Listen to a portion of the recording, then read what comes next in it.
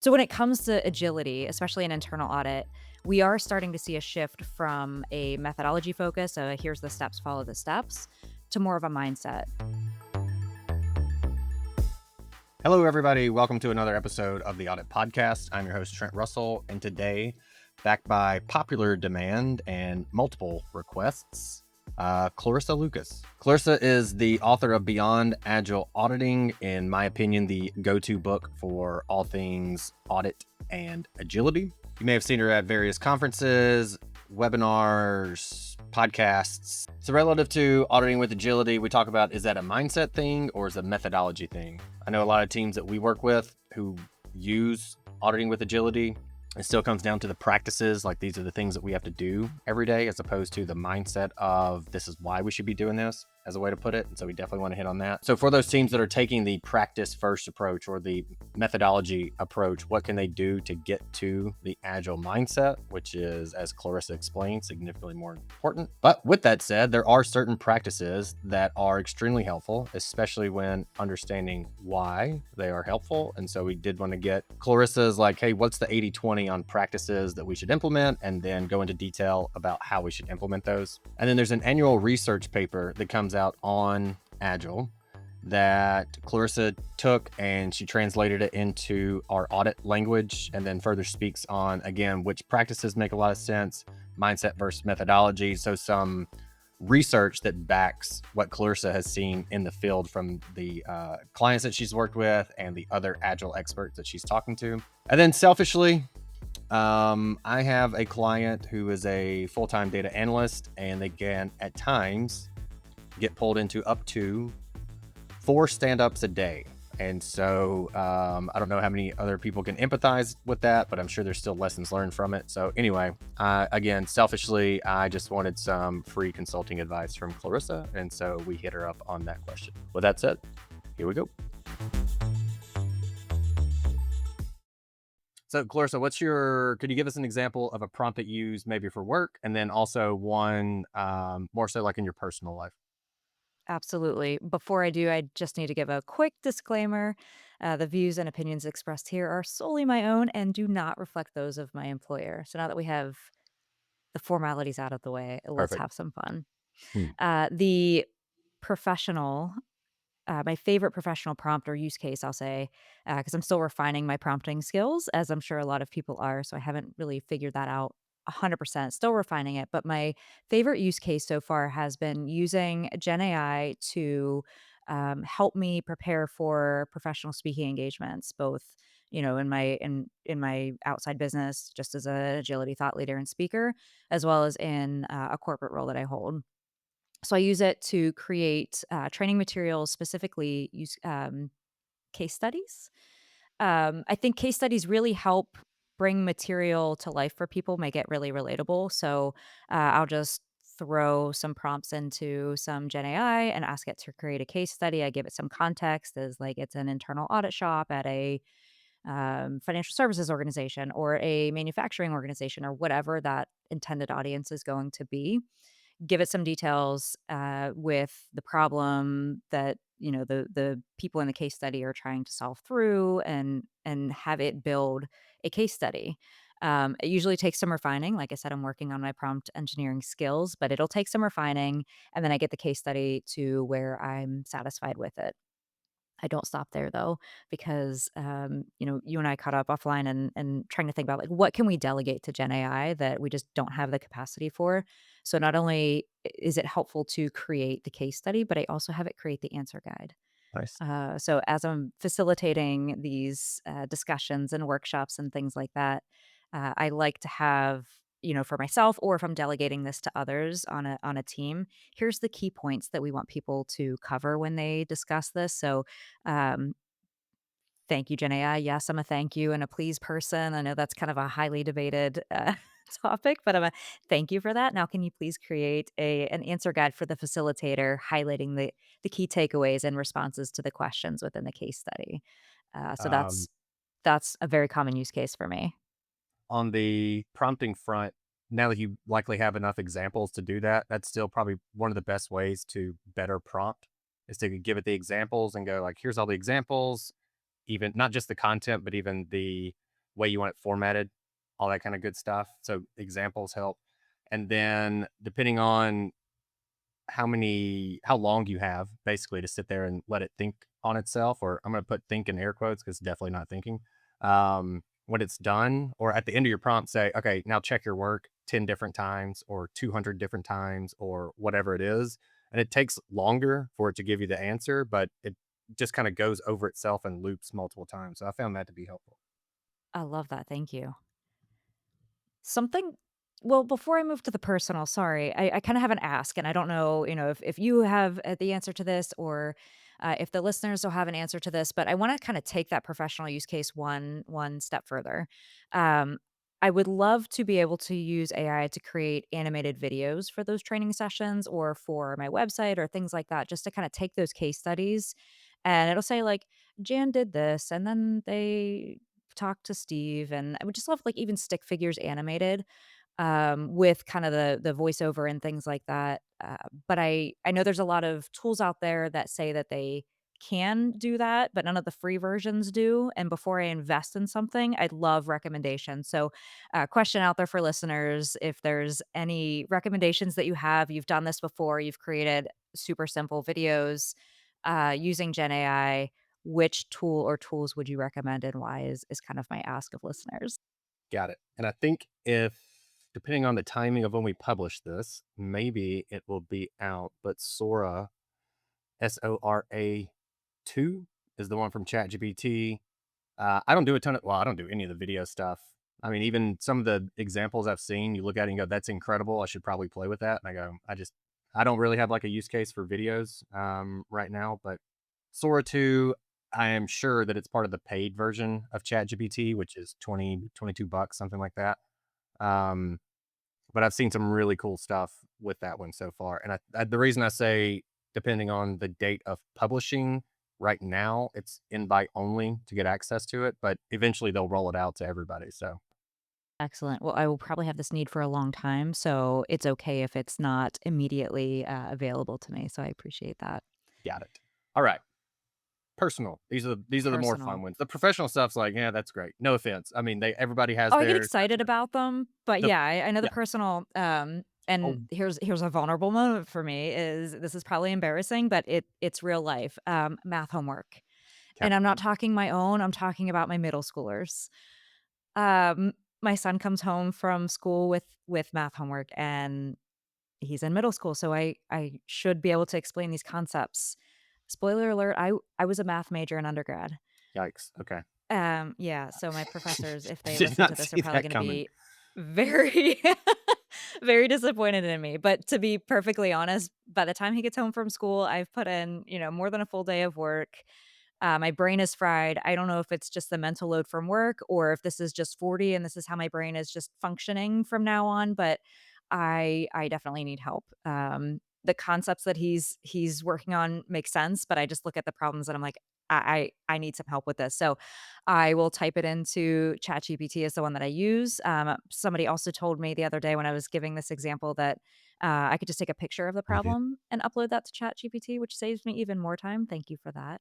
And then I just ask it, "Can you please solve this?" and give me step-by-step instructions on how to solve it. So, it helps me kinda prompt my son on, like, "Okay, what about, what does this number tell you?" or something like that so Yeah. that he can actually know how to figure it out, but, oh my gosh, that's been a lifesaver. Well, I know So, you're not alone. embarrassing, but Well, very useful. I know the CAE and listener of the show, so I don't know if he's going to hear this, but he had the exact same use case, and it was so the first version of ChatGPT was not good at math, so you couldn't really do that, and that's kind of where we started talking about the different models and things. But certainly now, as you very well know, that is possible. Yeah, did not see the former math major needing help with um, middle school math homework. It's a thing. It's like those unused skills. You learn something, but if you don't use it on a regular basis, you lose it. It's been a long time since I've been an undergrad, so yeah, I've lost a lot of those skills. That's a good point. We had it today. So we have this roundtable of audit analytics managers and folks like that, and we were talking about upskilling and all this kind of stuff, and made the point that regardless of the program that you put together to like upskill the team, they have to stay in the tool pretty consistently because if they don't use it, they will. lose it. So anyway, that's very top of mind. It seemed like everybody on the call had some kind of feedback on upskilling because I think literally everybody, well, to some degree, everybody has to train to get better at something. But usually we hear about it in the DA context. So, okay. Hey, everybody, we're going to take a quick break from our guests. And if you need to get analytics or AI actually working in your internal audit department, or if you already have some of it, you feel like you're not really getting exactly what you need out of it, you know there's more, you're not getting that, go to the show notes, look for the Green Skies Analytics link, click it. On the website, there'll be other links that you can click that'll take you directly to a calendar to schedule time. It's literally 3 clicks to get the time scheduled, to get it figured out. All right, back to the show. Agile, or do I call it auditing with agility? I feel like when I say agile with you, you're always like, nope. Mm-mm. I know, and we can get into some of the nuances with that Okay. too. All right. Question I have for you is it about the mindset of working with agility? I'll put it that way. Or is it more methodology and practices and follows the practices basically that I think most people who have ever taken a dive into it are familiar with? Yeah, so I'm gonna ask a couple of questions of you, and I know that, I'm not the host today, you're the host, so you're supposed to be the one asking the questions, but I'm an auditor, you can't turn the questioning off of me. Um, so when it comes to agility, especially in internal audit, we are starting to see a shift from a methodology focus, so here's the steps, follow the steps, to more of a mindset. So let's talk about what I mean by that. Try when I say the word agile, what comes to mind for you? Kanban boards. A Kanban board, so like a thing, right? Mhm. Um, that's fair. That's that or sprints or stand-ups or those types of things are usually what come to mind for people. But when we look at the definition, agile just means the ability to respond to change, the ability to move quickly or to be adaptable. Agile is actually an adjective. And I know we just talked about me being a former math major. I wasn't an English major, and I'm not going to go into a grammar lesson here because I would totally need to get some AI to help me with that. But bear with me. So agile is an adjective. It's not a noun. So because it's an adjective, it's not a thing. Like a noun is a person, a place, or a thing. It's not that. It describes a thing. In the context of auditing, it just describes how we audit. So, but why do we think Kanban board? Why do we think about the things? Because back in 2017, I'll say, give or take a year or two either way, but 2017 is really when Agile was presented to us as auditors. And it was really presented to us like a noun, a thing, a methodology. So, as a profession, we pursued the thing, which is typically a Scrum or Agile methodology. Our intentions were good. We intended to be more flexible, more nimble, more adaptable, or dare I say, more agile. But because we focused so much on those things, the sprints, the stand ups, the Kanbans, we lost sight of that underlying intention. But if we think about it, agile just describes a way of doing what we do. We audit flexibly, we audit adaptably, we audit agilely. I struggle with that pronunciation, but so it's really just a way of thinking or a mindset, and that's one that we can achieve through things like sprints, feedback loops, Kanban boards, or other practices. But really, at its core, it's a way of thinking. But the good news is that, there was a point to all of that grammar lesson. The really good news is that we're starting to see a shift from methodology to mindset. Organizations that went practices first, so they went sprints first or Kanban first or whatever those practices were, they're starting to see the need to instill more of a mindset to truly get those benefits that they were looking for in the first place. And for me, this is super exciting because when we focus on that mindset, we're really going to start seeing organizations really focus their work on what's most valuable and adapt to that rapidly evolving landscape that we're all operating in.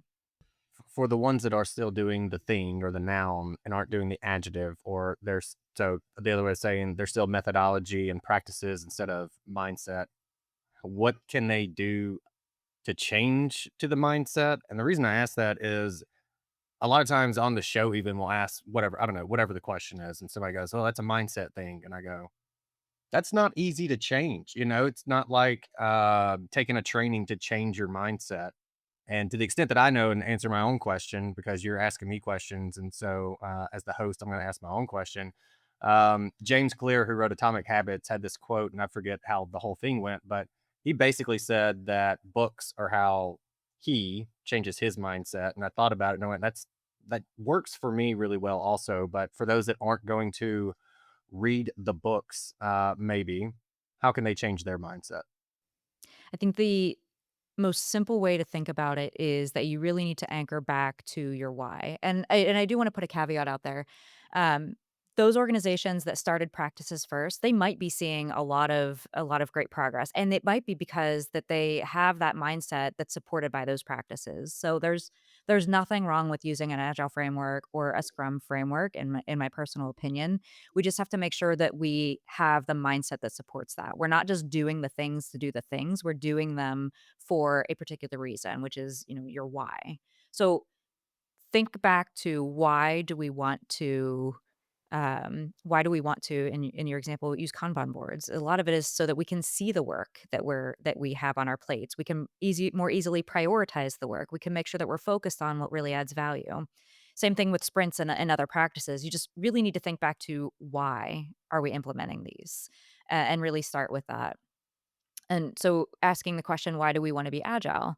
In most cases, it's so that we can deliver value or deliver value through assurance or advice from an internal audit perspective. And today, to be able to do that, not just today, but also tomorrow, we've got to be able to adapt to changes rapidly. And if we have this as our guiding light, which by the way, was my go-to soap opera back in the day. Um, Keeping that as our guiding light, we can implement practices, that help us achieve that objective.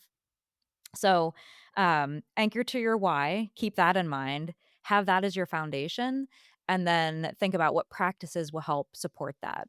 Okay. Just giving quick advice, if you had one practice to start with, it would be feedback loops early and often. Okay. The anchoring into the why. Is that something that maybe as part of the feedback loops, that's where you can instill that mindset is during the feedback loops or retrospectives that you have almost like the why as a question also, so there is something that it's not always top of mind, but more top of mind. Is that a maybe practical way of changing the mindset? Yeah, so I would have you question, why are you doing a in the example of a retrospective review? Why do we have retros? So one of the things, if you go practices first and you don't have a mindset to support that, is you'll be doing retros and you'll say, "Yep, I did one," or "I did a couple." Um but what are you actually getting from that? So the purpose, the why behind a retro is to reflect and think about how you might do things differently going forward, or what are the things that are working really well right now that you wanna make sure you carry forward. So if you keep that in mind as you execute a retrospective review or feedback loop. Feedback loop is kind of, it's similar to a retro, but it's looking at what it is you're doing. So, we're looking at the scope of the audit as we're building that, or we're looking at, um the use case for an analytic tool or for a Gen AI tool. We're going to use those feedback loops. Why are we using them? To make sure that we are developing that product or developing that scope in alignment with what is going to meet our end user needs. In the terms of an audit, that's our stakeholders, that's management, the board, all of our stakeholders, internal and external. When it's a product like an analytic or a Gen AI tool, it's those end users of it. So we're not just doing feedback loops to do them. We wanna make sure we're anchored back on that why, which is really gonna help instill that mindset. So you mentioned feedback loops, and I definitely want to come back and see what are the other practices that you're still going like, hey, still these are the ones that we recommend kind of the most. But I was curious, how'd you realize that the practices first way didn't work? Is there a specific example or story that you could share, or was it just kind of an aggregation of all these that you've seen, or was it part of a feedback loop or retrospective even that you picked up on this? Yeah, I love that the practices could have delivered the information to pivot and make a decision in my own journey. I love how you, put those together. So yeah, in my own journey, I did start practices first. I was with everyone else when I believe it was the GAM stage that I had a chief auditor come back from, and was like, "Oh, agile auditing, we're gonna do this." I was all on board. didn't know what it was. So figured it out. It's Scrum, it's stand-ups, it's Kanban boards. So started doing that and had some really awesome quick wins with that. We delivered audit reports sooner. We covered more risks than we had in previous years. We had more effective collaboration with our stakeholders. So all was great. But when I started losing sight of the why and I started focusing on doing the things and perfecting the things, that success started to fade. So I keep saying, like, we need to focus on the why, and that's definitely a theme, that I wanna make sure that I reiterate until everybody in the world knows it. Um, I also wanna point out that there wasn't anything wrong with the things. There wasn't anything wrong with the sprints or the stand-ups, the boards, the ceremonies. Where I went wrong was that I focused on the wrong things. It became very mechanical. So I started measuring success with outputs, like the number of audits, that we did in sprints, or the number of people we trained, the number of tasks we completed each week. But when I reflected on those things as measures of success, I think about my stakeholders as an auditor and the audit committee and senior management. They honestly don't care about that. Like, yes, those are data points, but that's not in the objective of internal audit to deliver audit reports or to train a certain number of people or to do audits in sprints. My stakeholders weren't going to reach out to me and ask for my advice because I achieved those things. So that was really my aha moment, or one of, I feel like I had a lot of them in the process, but that was a key one for me. So after that, I really started anchoring back to the why and measuring progress in terms of that. So instead of measuring the things, it's let's measure progress in terms of the why. And then with that, more sustainable success followed. Okay. The follow-up to that then, I know when we've used it with clients before, we could see, like, the burn down rate. So we could see we have this I think we started with 3-week sprints, and then inevitably the first 2 weeks is, like, nothing got done. And then the last week, you just see, like, everything start to, like, get done. And so we changed that and went, "Well, let's do" it wasn't 5 days, it was, like, 7 work business days or something like that, because I think they felt the pressure a little bit more to go like, "Okay, this is a tighter timeline." So are there, some data points or KPIs or anything to that point that you found that are or and let's just say 1, if there's one that you could recommend, what would that be? I feel like measuring the why can be difficult. So there's a couple things I wanna pull the thread on there. The first one is, and you might have to remind me of the question about the KPI because I got distracted by this, is a lot of times when we see that the work is kinda snowballing at the end or you're not seeing progress, and then you all of a sudden see a lot of progress. Um, it'd be a great time to perform a retrospective review and find out why, what's driving that, what can be done differently to avoid that. And one of the practices, so pivoting to another practice that can help with that is limiting your work in progress and breaking your work down into more granular tasks. So, if you think about a typical audit, you've got X number of controls that you're testing, and it may take, it's hard to estimate, of course, we all come up with estimates. It's gonna take 30 hours to test this control. But if you break it down into how much will it take to do a walkthrough of the control, you you usually have to walk through to understand the control. You evaluate the design of the control. You, get your population, for your operating effectiveness test. You test some of those, review the results. If you can break down that control or task, so I'm just using control as an example, but you can use this with any type of task. If you can break it down into more granular subtasks, then you'll start to see more progress and you'll be able to start to see where you as a leader need to jump in and help. So you might say, and if you think about it from, if you're responsible for reviewing work, it's pretty challenging when you get all of the work papers at the end of the audit to review. That's a lot of work at once. It's a lot of pressure, and when the reviewer reviews work, sometimes that's where you identify more issues. So you want to be able to spread that out and do that earlier in the process. So breaking down either the control or whatever the big task is, and have people turn their work in a more granular fashion, gets it through those reviews sooner, and also prevents some of that landslide at the end. So I know that was a bit of a tangent, but I really wanted to pull on that thread because what you just described is not uncommon with audit teams, and that's something that I would definitely recommend is, uh, making the work more granular, and I mentioned something called limiting work in progress, so that means I don't have this whole control in progress. I have the DEI or the design of operating effectiveness that is in process, and I get that to a point where I'm either done with it or I have a question out to a stakeholder, and then I put it down, and then I'm gonna go to another task, and that could be a different design effectiveness test. So I'm going to do that. And so that prevents me from having to switch back and forth. We know that we lose a lot of our brain power and mental capacity when we're switching and multitasking and everything. So it helps reduce that mental load, but also helps get things through sooner. Yeah. I know in the book also you talk about context switching, I believe. Mhm. Yeah. I've Mhm. always been a big fan of that just from the even um replying to emails.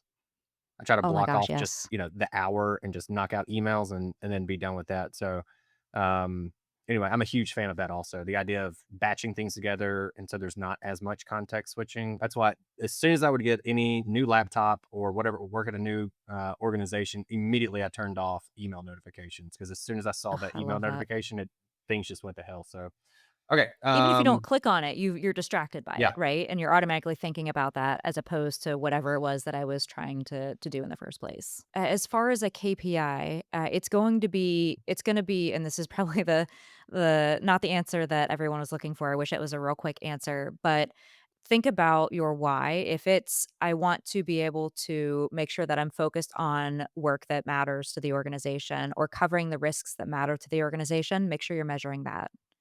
So it could be how much time do we spend on the top risks? How many lower risks did we cut out?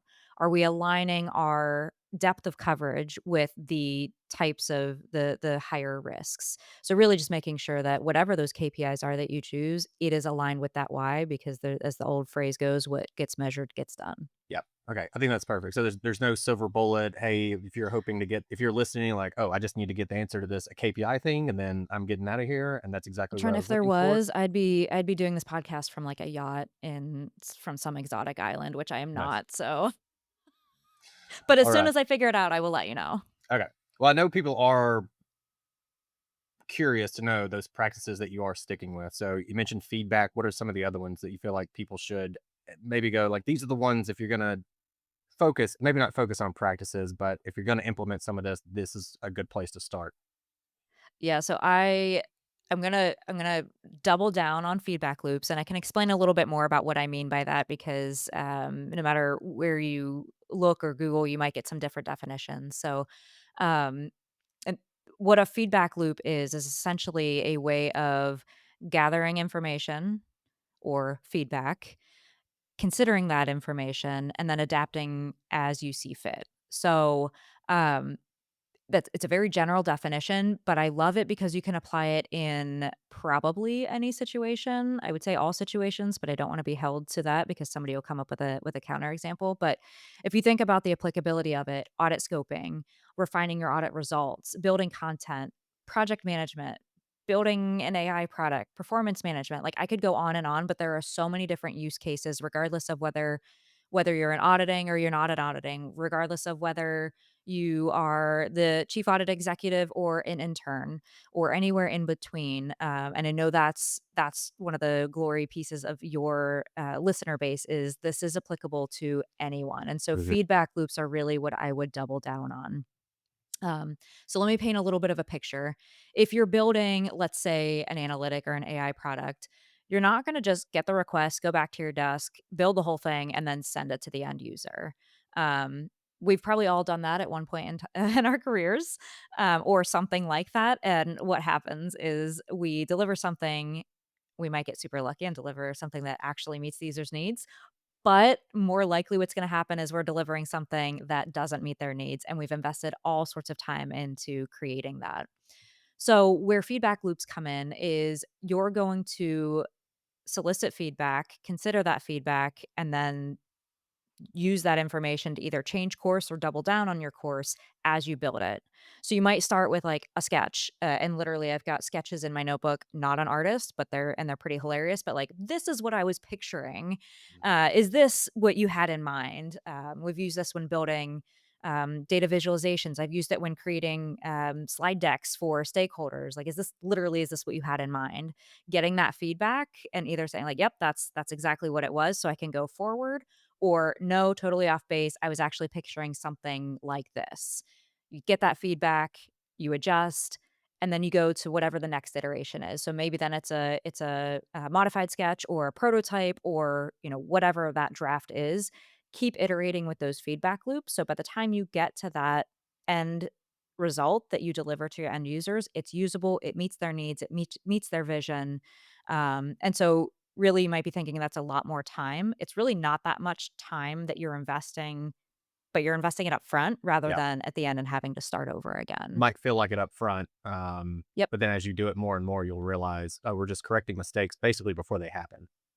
Absolutely. So you're going to invest the time, so you might as well at least get some checks built in, and it doesn't take long to ask for that feedback either. It's not like it's a 3-hour session, especially when you have them incrementally. Like, literally sketch on a napkin, "Trent, does this picture kinda look like what you were looking for as far as how to visualize the data?" "Yep." "Okay, great." Like, that was super quick. Yeah. So it's not a feedback loop isn't this big thing that you have to do. It's very simple, and it's very rewarding.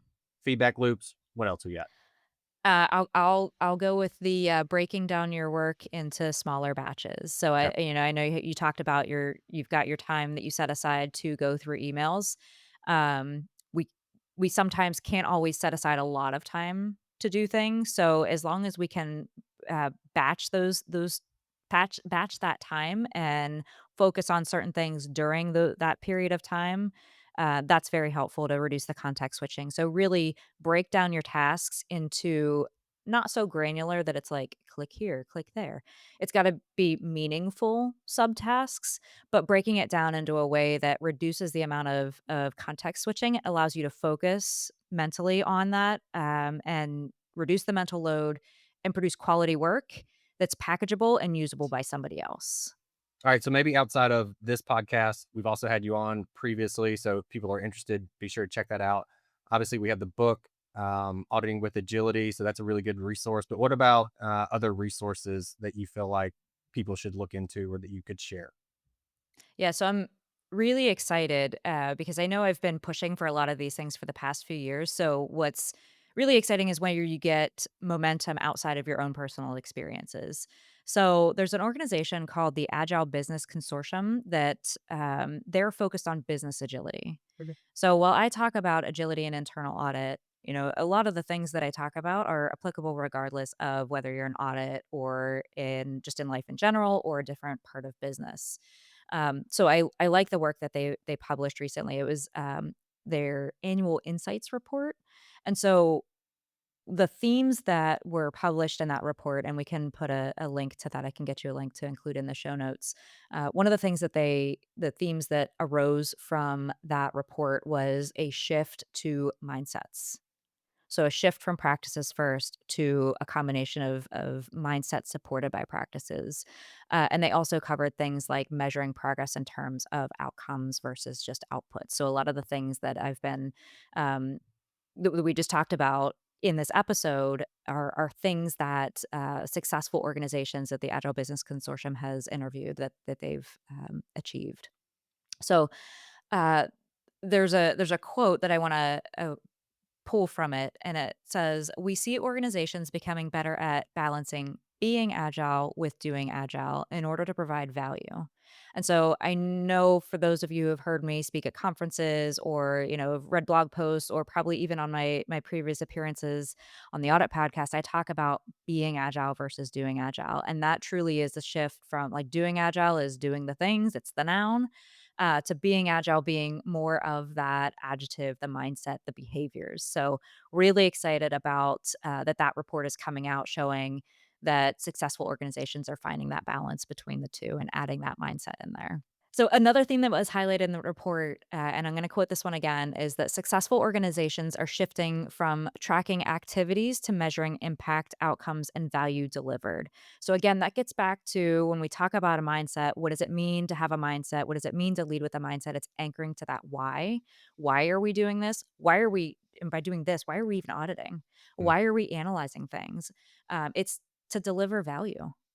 It's to achieve those outcomes. So again, it's just really refreshing and validating yeah. the things that I've been talking about, the things that I covered in my book, from 2023 are now starting to gain a lot of momentum even outside of auditing, in addition to auditing. So, just really cool to see beyond just my own experiences, beyond just my own circle of influence, that other people are coming to these same realizations and they're starting to gain traction with them. So I'd recommend if it's something you're interested in, checking out that resource from the Agile Business Consortium. Okay, and this is an annual report. So if we sign up, like I love signing up for newsletters. I send all my newsletters to one inbox. So context switching, I just scroll through those and go, "Yep, I'll read this one today. Nope, don't care about that one." And so anyway, I'm going to sign up for it. But so this is an annual report that comes out. So every year I could check this out and kind of see the trends of what's going on. Yeah, and they'll even have, so this year they had a, webinar that went through the highlights of it. Okay, So it could even be something, and instead of reading the whole 12, 20-page report, instead of having to put it into AI to summarize it for you, right, they have a 30-minute webinar sometimes that will summarize the highlights for you, so make it even excellent. easier. I told you when you came on that one reason I wanted to have you back on. Well, one, we had a request for it. Two, I had a selfish question that I wanted to ask. So, working with the team now, they have one data analyst. So we can just call this use case, the use case corner or something. It's not too bad off the top of my head. Okay. Um, one analyst amongst 30 auditors, we'll say. And these teams are broken up into like the SOX team, the ops team, the data team, and the IT team. And so they've been agile for a while, and the analyst, because it's the only analyst, is going, "Hey, I'm on like 4 stand-ups a day sometimes because there might be a data piece or there is this data piece," and it's like, even if maybe people stick to the 15 kind of minute, I'll call it best practice for lack of better words, which ends up going into 30 minutes and sometimes longer, that's still an hour of sitting on those. So, what advice do you have in situations like that? Because I know others. It's I always thought was pretty funny if you go to Reddit, um, just all the comments around agility and how much people are just like, this part of it sucks, or like I'm on these stand ups all day. How can I ever get any work actually done? So, again, any advice that you would have in on that use case? Yeah, absolutely, and as you know, I'm an auditor at my core. I also really enjoy coaching people too, so because of that, I'm going to ask questions. So I would ask them questions about, like, why are they attending the stand-ups? What are the objectives of those stand-ups? You mentioned, like, they're supposed to be best practice 15 minutes, but they end up not being, 15 minutes. That's likely because they've turned from a stand-up to just a daily meeting. So questioning those and challenging those, finding out what value do those meetings bring to the individual and what value does that individual bring to them. Are they truly stand-ups, or are they just meetings? There is a difference. If we think about what and from there, I would be able to give some advice. But so if we think about, the purpose of a stand-up, it's usually so that the, auditor in charge, or the lead auditor, whatever the role is, knows what the status of everything. Not just these are in progress, but yesterday I accomplished this, today I'm gonna focus on that, so they can help them prioritize, like, "Oh, okay, well, you're gonna focus on that, but really what we need to get done is this, so I'd ask you to switch and reprioritize that." So, like, that is, at a super high level, the objective of a stand-up. So, we're gonna get back to this theme of anchoring back to the why. So why are they attending these? If the why isn't clear to them, then they need to get that clear. And if there's not a clear value proposition, um, I'd question, do they even need to attend them? And I know you're like, "Oh, Clarissa, you're the agility, the self-proclaimed agility queen. Like, why are you saying don't attend these meetings?" Something that personally I've been trying to do more is challenge what value am I adding in a meeting? What value am I getting from a meeting? And do I actually need to be there? Or does it need to happen right now? Because calendar management has been development item for me for years, and having that mindset has really helped. So if there's not a value for them to be in those meetings, either a value for them or a value for the audit team, then maybe don't go. Likely there's going to be a clear value proposition. So then I'd often think about like what might be a different way for them to achieve that. Like let's approach this with agility, right? If we get stuck in the things, we're having the stand-ups to have the stand-ups, right? But if we think about the why, we're having the stand-ups so that those lead auditors or auditors in charge have an idea of what the data analyst is working on, what they've accomplished, and to help resolve any conflicts. So maybe in that instance, and this is applicable to the data analyst or any other shared service within internal audit where you're going to be on a lot of different audits, maybe that makes sense to have the that data analyst meet with their just one 15-minute stand up with their auditors in charge and talk to them about here's what's on my plate, here's what I've accomplished, here's what I want to prioritize for the day. And that also helps them think about, all right, I've got these things that I'm supposed to prioritize today. One of them's got to give. We're all in a room. Let's figure out what I should focus on. So I know that's kind of there's not specific advice as to like only attend one or do this, but always look for that option C. So figure out what your why is, what the value proposition is, and then try to find that win-win. There's usually, we're presented with options A and B. My team laughs at me because I always look for what's option C, D, and maybe even E. Another fantastic one. Thank you so much for coming back on. I know you have a ton going on. And like I said, there was specific requests for, can Clarissa come back on? Like, we're going Agile. And I even said, yep, that's cool. Send me whatever questions you have. And we'll just, so thank you to the audience also, because most of these came from them. And I just passed them along. So thank you to the audience for that. And then Clarissa, thank you for absolutely crushing it. With that said, I'm going to give the mic to you. You can close this out. Awesome. I just want to remind everyone, focus on your why. If you take nothing from this, focus on your why. Practices will follow. And then kind of the other thing that I'd recommend is look for that third option. So it's part of decision making, how to make better decisions. Expand your frame of decision options when you're making decisions. That'll also help you work in a more agile way. So appreciate, Trent, you having me on here. Thank you to all the listeners for listening to this and any of the other episodes that I've been on and requesting me. And if you need anything, reach out to me on LinkedIn. Hey everyone, thank you very much for listening to this episode of the Audit Podcast. Whatever platform you're listening on right now, I'm sure there's a subscribe button somewhere, so please hit the subscribe button there. If you're listening through iTunes or Spotify, feel free to go give us that 5-star rating. It only took me about 16 seconds to give myself a 5-star review, and it really helps to get future guests to come on the show, so we'd really appreciate that. Lastly, be sure to check out the show notes and follow us on all our social media channels on Instagram, on LinkedIn, and on TikTok. Also, if interested, please sign up for our weekly newsletter from the Audit Podcast. Thank you all. Have a great one.